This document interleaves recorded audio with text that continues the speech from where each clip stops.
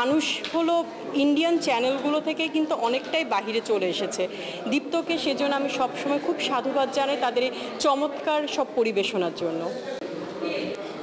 শুভেচ্ছা জানাই দীপ্ত টেলিভিশনকে তাদের 9 বছরের পথ চলা মেগা সিরিজের দেনা পাওনার বিষয়ে বলার আগে আমি যেটা বলতে চাই, আমি একজন অভিনেতা হিসেবে আমার সৌভাগ্য হয়েছে দীপ্ত টেলিভিশন যখন দেশের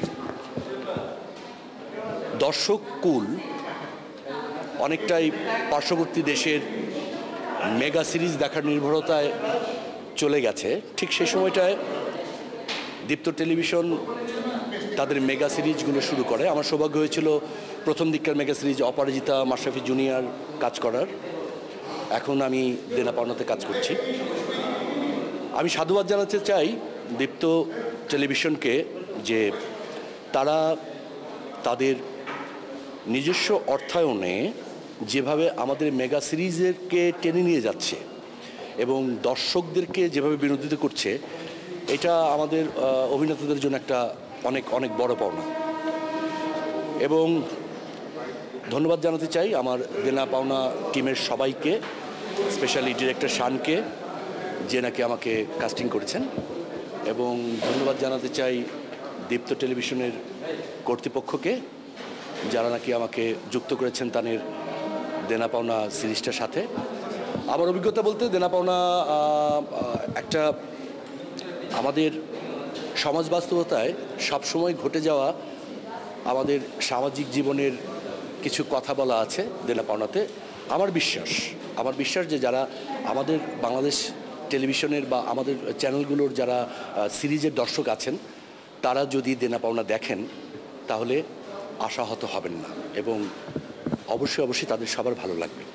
অনেকগুলো নতুন মুখ আছে, আশা করি আপনারা সবাই দেনা পাওনা দেখবেন। ধন্যবাদ।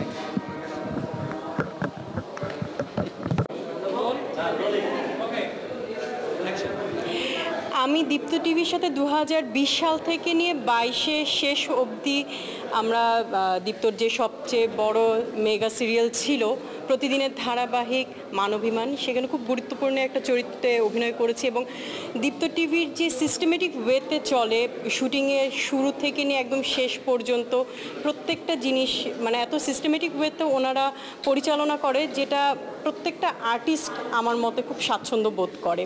এবং দীপ্তর এ যাবৎ পর্যন্ত যতগুলো ধারাবাহিক নাটক প্রচার হয়েছে, শুধু ধারাবাহিক নাটক না, অন্যান্য অনুষ্ঠানগুলো, সেটা অন্যান্য বিভিন্ন চ্যানেলের থেকে অনেক বেশি জনপ্রিয় হয়ে উঠেছে এবং মানুষ হলো ইন্ডিয়ান চ্যানেলগুলো থেকে কিন্তু অনেকটাই বাহিরে চলে এসেছে।